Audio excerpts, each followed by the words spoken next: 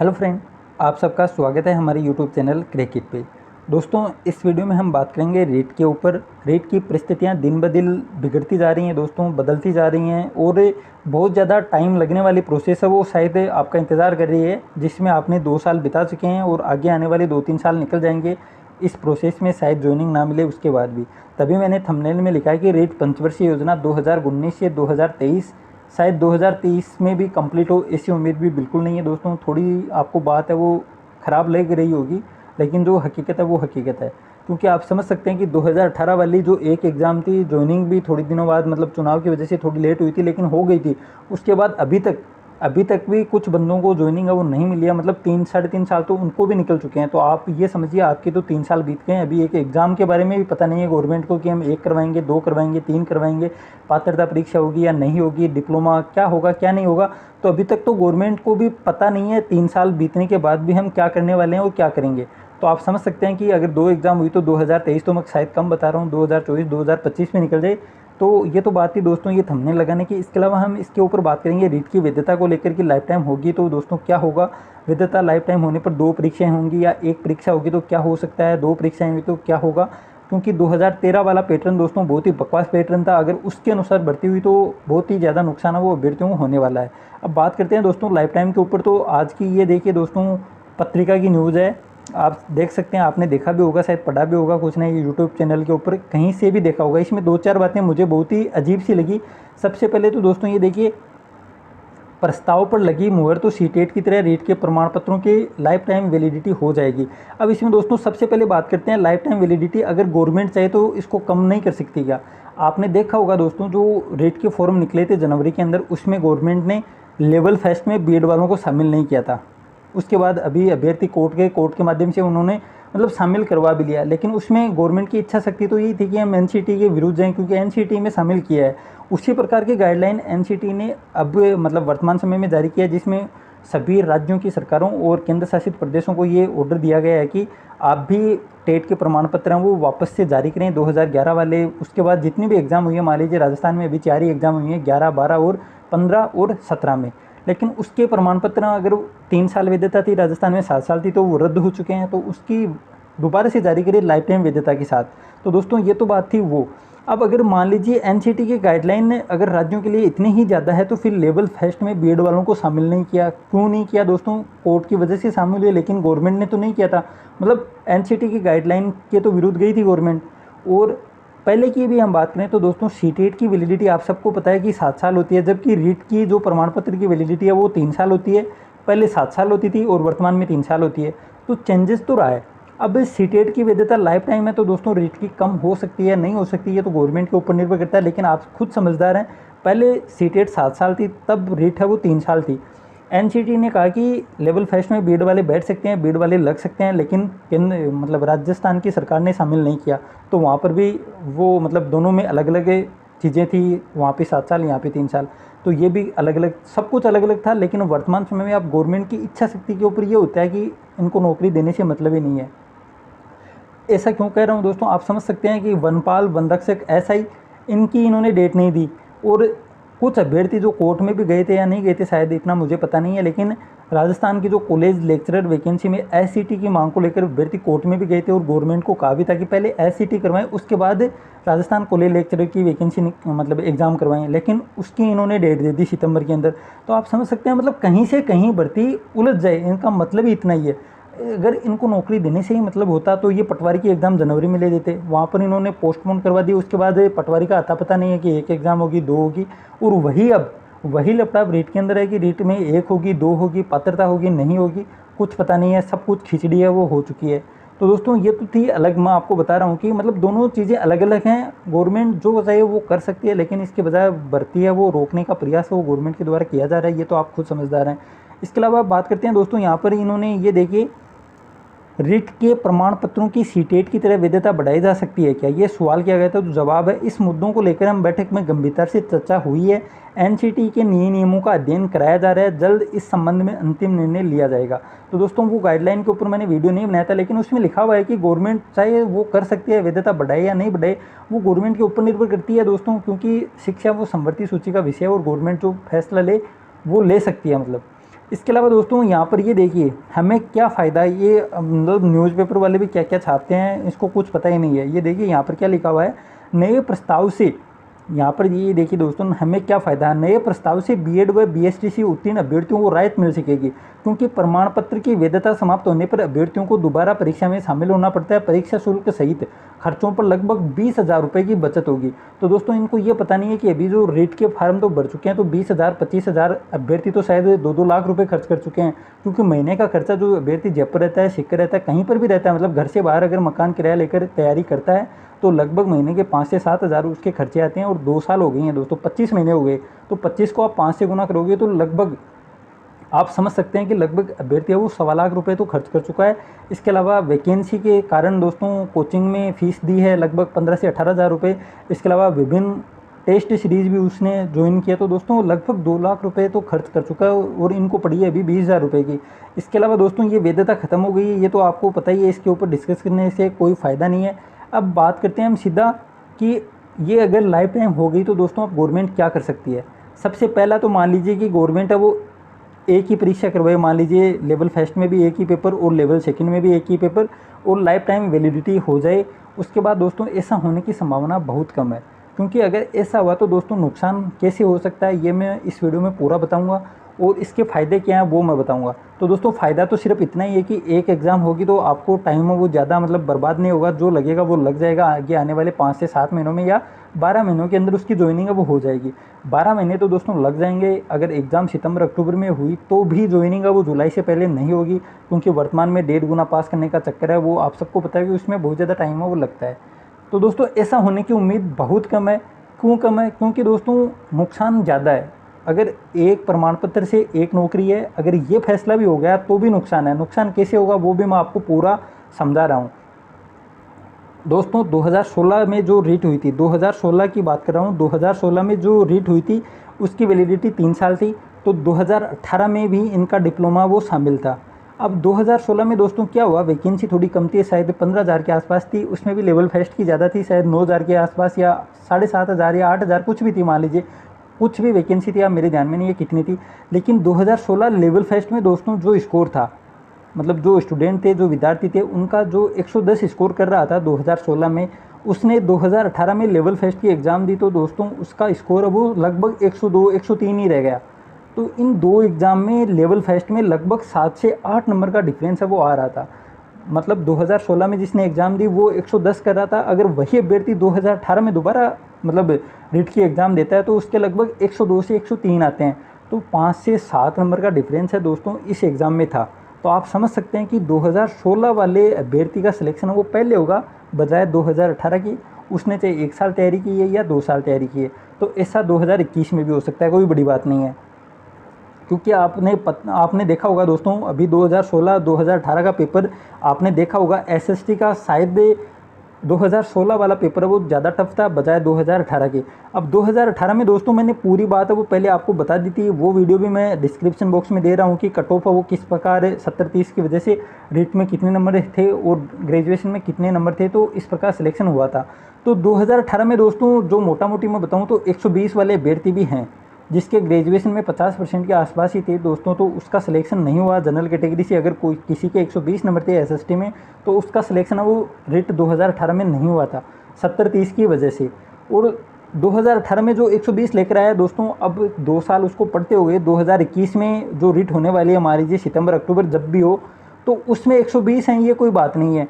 मतलब इतना कन्फर्म नहीं है कि पेपर किस प्रकार आ जाए। मान लीजिए पेपर बहुत ज़्यादा टफ आ जाए, जैसे लेवल फर्स्ट में आया था, तो 120 नहीं आएंगे, 110 ही आएंगे मान लीजिए, तो ये अभ्यर्थी तो 120 2018 वाले में है तो ये तो लग जाएगा। और 2021 में जो अभ्यर्थी 2 साल से तैयारी कर रहा है, पेपर टफ होने की वजह से वो 110 ही लेकर आ रहा है, तो वो रह जाएगा, चाहे उसकी तैयारी कितनी अच्छी है कितनी अच्छी नहीं है। तो ये दोस्तों एक नुकसान है मेरी, मतलब जितना मैंने ये वीडियो बना रहा हूँ सोच समझकर, उसमें देखते हुए लग रहा है कि ये थोड़ा सा नुकसानदायक बात है कि एक एग्ज़ाम हो और एक प्रमाण पत्र से एक नौकरी हो तो भी विद्यार्थियों को घाटा वो हो सकता है दोस्तों, क्योंकि पेपर की प्रकृति अलग अलग होती है। कोई पेपर एकदम से ईजी आ सकता है तो कोई पेपर हार्ड आ सकता है। अब 2021 वाला मान लीजिए हार्ड आ गया, तो जिसके 2018 वाली रीट में या 16 वाली रीट में नंबर ज़्यादा हैं तो वो तो लग जाएगा और 2021 वाले रह जाएंगे। तो ये नुकसान है, बहुत ज़्यादा नुकसान है दोस्तों, एक एक नंबर का इफेक्ट है वो बहुत ज़्यादा रहता है। तो यहाँ पर तो 5 से 7 नंबर का डिफरेंस आराम से रह सकता है। पेपर अगर टफ आया, एसएसटी का पेपर आप देख लेना, 2016 में शायद टफ था, और 2018 वाला पेपर एसएसटी का पर्टिकुलर बात कर रहा हूँ दोस्तों, जो 50% आते हैं आपके शिक्षण विधियों के 10-12% छोड़ के, जो एसएसटी के 50% आते हैं वो पर्सन ईजी थे 2018 में। 2016 वाला पेपर टफ था। अगर 2016 वाला पेपर आता है तो 2018 में जिसके नंबर ज़्यादा थे वो 2021 में उतने नंबर नहीं ले पाएगा, तो उसके नुकसान हो सकता है जो अभ्यर्थी नए हैं या 2018 में जिसकी तैयारी अच्छी नहीं थी। तो दोस्तों ये तो था एक नुकसान कि एक एग्ज़ाम हो और एक प्रमाण पत्र से एक ही नौकरी मिले, इसमें भी ये नुकसान है वो हो सकता है नए अभ्यर्थियों को। अब बात करते हैं दोस्तों 2 एग्ज़ाम की। मान लीजिए एक तो हो पात्रता परीक्षा, जो रीट आरटेट कुछ भी इसका नाम हो जाए, इसके अलावा दूसरी एग्ज़ाम कौन करवाएगा? सबसे बड़ी बात तो यही है दोस्तों कि दूसरी एग्ज़ाम करवाएगा कौन, क्योंकि बोर्ड तो दूसरी एग्ज़ाम करवाएगा नहीं, क्योंकि बोर्ड के पास एक कंपटीशन एग्ज़ाम कराने का टेंडर होता ही नहीं है। ये पात्रता परीक्षा है दोस्तों, रीट भी पात्रता परीक्षा है, या आरटेट हो, आरटेट भी पात्रता परीक्षा है। तो ये तो सिर्फ मतलब पात्रता परीक्षा ही करेगा, रीट या आरटेट कुछ भी नाम इसको दे दिया जाए आगे आने वाले टाइम में। इसके अलावा जो दूसरी एग्ज़ाम होगी 3rd ग्रेड की, वो कौन करवाएगा? आरपीएससी करवाएगी, या फिर जो वर्तमान में मुख्यमंत्री हैं गहलोत जी, इनकी ही गवर्नमेंट में एक 2013 में भर्ती आई थी, जिसका अभी भी कोर्ट में केस चल रहा है, शायद 2013, इतना ज़्यादा मुझे पता नहीं है। लेकिन वो एग्ज़ाम दोस्तों पंचायती राज में करवाई थी। अगर पंचायती राज, सॉरी दोस्तों यहाँ पे आरपीएससी लिख रहा था, आरपीएससी करवाएगा या फिर पंचायती राज। अब दोस्तों पंचायती राज करवाएगी तो हर ज़िले की अलग मेरिट बनेगी, हर ज़िले में अलग पेपर आएगा, तो सब कुछ अलग हो जाएगा। तो दोस्तों उसमें तो बिल्कुल ही एकदम से वो तो घटिया तरीका, मेरी नज़र में एकदम से घटिया तरीका। मान लीजिए कोई सीकर से दे रहा है, कोई जयपुर से दे रहा है, कहीं पर मेरिट है वो 55% रह जाती है, कहीं पर 85% रह जाती है, कहीं पर पद हैं वो लगभग 1500-2000 आते हैं, वो कहीं पर 80 पद आते हैं। तो उसमें तो बहुत ज़्यादा नुकसान होगा दोस्तों। और कोई अभ्यर्थी तो दोस्तों लगभग 10-10, 15-15 जिलों से फॉर्म लगा देते हैं, तो गवर्नमेंट के ऊपर इनकम भी बहुत ज़्यादा होती है। और पेपर हैं वो कागज़ आप सबको पता है कितना महंगा होता है, कितना पेड़ पौधों का नुकसान होता है कागज़ बनाने में, कितने पेपर हैं वो ऐसे फालतू रह जाएंगे। क्योंकि एग्ज़ाम देगा तो एक जगह एक ही टाइम पर एग्ज़ाम होती है, सभी ज़िलों में एक ही टाइम एक ही दिन में होती है, तो देगा एक जगह, वो भरेगा 5 जगह से, तो मतलब बहुत ज़्यादा बर्बादी का काम है। और एकदम से कट ऑफ कहीं पर 55% रह जाती है, कहीं पर 85% चली जाती है। आप में के फैमिली मेम्बर अगर कोई 2013 वाली भर्ती दी है तो उनसे पूछना, बहुत ही एकदम से घटिया तरीका है दोस्तों मेरी नज़र में, क्योंकि इसमें सही योग्यता से टीचर है वो नहीं बन पाते हैं। एकदम से इंटेलिजेंट बंदा है मान लीजिए और मेरिट है, सभी एक ही ज़िले में इकट्ठे हो जाएं, मान लीजिए बाड़मेर में मान लीजिए कि 2000 या 2500 वैकेंसी आ गई, तो शेखावाटी वाले और सभी जगह वाले दोस्तों, एक जगह 100 वैकेंसी आती हैं, एक जगह 2500 आती हैं, तो सभी 2500 वाली जगह जाना पड़ेगा, क्योंकि 2500 में कंपटीशन थोड़ा कम होगा। लेकिन अगर सभी चले जाएंगे, ऐसा ही दोस्तों 2013 में भी हुआ था। नागौर है, कुछ डिस्ट्रिक्ट की मेरिट बहुत ज़्यादा चली गई थी और कुछ डिस्ट्रिक्ट की मेरिट है वो बहुत ही कम रह गई थी, तो ये एकदम से अलग ही तरीका था। तो दोस्तों ये तो एकदम से और भी घाटा है। अगर एक परीक्षा से भी ज़्यादा तकलीफ दे चीज़ होगी ये दोस्तों, अगर पंचायती राज से भर्ती होती है 3rd ग्रेड की, तो ये आपके लिए बहुत ही ज़्यादा नुकसानदायक है वो रहने वाला है। और इसका पता अगर आपको नहीं है तो आप अपने फैमिली मेम्बर से पूछ सकते हैं, जो कंपटीशन दे रहा है एग्ज़ाम 2010-11 में, तो आप उससे पता कर सकते हैं कि क्या वो मतलब क्या चीज़ थी और किस प्रकार कैसे पेपर होते थे। अब बात करते हैं दोस्तों कि पंचायती राज न करवाए तो आरपीएससी अगर दूसरा पेपर कराए जो 3rd ग्रेड का होता है, आरपीएससी दोस्तों इस वजह से करा सकती है क्योंकि 3600 ग्रेड पे से ऊपर वाली जो भी एग्ज़ाम होती है वो सब आरपीएससी करवाता है, और 3600 से नीचे होती हैं वो सब करवाता है आरएसएसबी बोर्ड। तो यहाँ पर ग्रेड पे 3600 रुपये होती है दोस्तों। ये वेतन से संबंधित भी मैंने वीडियो बनाया था, उसका लिंक भी आपको डिस्क्रिप्शन बॉक्स में मैं दे दूँगा, वहाँ से देख सकते हैं कि 3rd ग्रेड में आपको कितना पेमेंट है वो मिलने वाला है। तो आपके ग्रेड पे दोस्तों 3600 होगी, तो 3600 से ऊपर और 3600 वाली सभी एग्ज़ाम वो आरपीएससी करवाता है। तो आरपीएससी से तो दोस्तों आप सबको पता है कि किस प्रकार रिजल्ट आते हैं, किस प्रकार एग्ज़ाम होते हैं, कितने साल लग जाते हैं एग्ज़ाम में, और उसके बाद कितने साल लग जाते हैं रिजल्ट आने में, ये भी आप सबको पता है। और इसका नमूना भी 1st ग्रेड आप देख सकते हैं, 2018 में फॉर्म अप्लाई किए गए थे और 2020 में एग्ज़ाम हुई थी, और 2021 अभी शायद मार्च अप्रैल के आसपास ज्वाइनिंग हुई थी। तो लगभग 3 साल आरपीएससी अगर एग्ज़ाम करवाएगी तो दोस्तों आप देख लेना, एग्ज़ाम होने में और एग्ज़ाम का रिजल्ट आने में, उसके बाद दोस्तों 1.5 गुना को पास किया जाता है, डॉक्यूमेंट वेरिफिकेशन सब में 2 साल तो आरपीएससी से आराम से लग जाएंगे। तो आप समझ सकते हैं दोस्तों टाइम बहुत ज़्यादा लगने वाला है। यहाँ पर 5 साल मैंने बताए हैं, शायद वो भी कम पड़ जाएँ अगर 2 एग्ज़ाम होती हैं। और वर्तमान में जो परिस्थितियाँ बन रही है उससे लग रहा है कि गवर्नमेंट तो यही चाह रही है कि शायद इसी में हम चुनाव निकाल दें। आए थे चुनाव लड़कर जीतकर, तब हमने रेट का नाम लिया था और जाते जाते ज्वाइनिंग दे तो ठीक है, वरना दूसरी एग्ज़ाम दे देंगे और रिजल्ट का इंतज़ार अभ्यर्थी वो करते रहेंगे। आगे आने वाली सरकार कब ज्वाइनिंग देगी उसका कोई अता पता नहीं है दोस्तों। तो आप समझ सकते हैं, थोड़ा सा विरोध प्रदर्शन कीजिए, उपाय सिर्फ इतना ही है, गवर्नमेंट के ऊपर प्रेशर बनाएं और लगातार केंद्र में होती हैं दोस्तों। केंद्र में आपने सीटेट का और केवीएस का अगर देखा है तो केवीएस की एग्ज़ाम और सीटेट की एग्ज़ाम लगभग दोनों साथ साथ होती हैं। सीटेट की एग्ज़ाम भी लगभग दिसंबर के आसपास होती है और केवीएस भी जब वैकेंसी निकालता है तो लगभग दिसंबर में ही वैकेंसी आती हैं दोस्तों, और 2 महीने में एग्ज़ाम हो जाती हैं।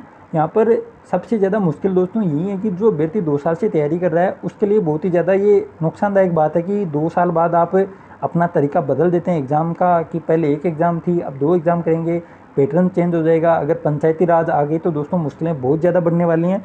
इसके अलावा देखते हैं क्या होता है, लेकिन सबसे बड़ी बात तो यही है कि विद्यार्थियों की 2 साल हैं वो बर्बाद कर दिए हैं गवर्नमेंट ने। गवर्नमेंट के पास इच्छा शक्ति की कमी बहुत ही ज़्यादा है, मतलब इच्छा शक्ति की कमी बहुत ही ज़्यादा है। आराम से पेपर करवाएंगे, ढीले रवैये से नुकसान है वो अभ्यर्थी भुगत रहे हैं दोस्तों। अब इसमें क्या निकल के आया क्या नहीं आया दोस्तों मेरे को पता नहीं है, लेकिन अब इंतज़ार आपको 2 दिन का करना है। 2 दिन के बाद जब भी परिस्थितियाँ कैसी होती हैं कि लाइफ टाइम वैधता होती है, इसके अलावा 1 एग्ज़ाम होगी, 2 एग्ज़ाम होगी, रीट या आरटेट की जो डेट है वो क्या निकालेंगे, सितंबर निकालेंगे या अक्टूबर निकालेंगे, अगस्त निकालेंगे।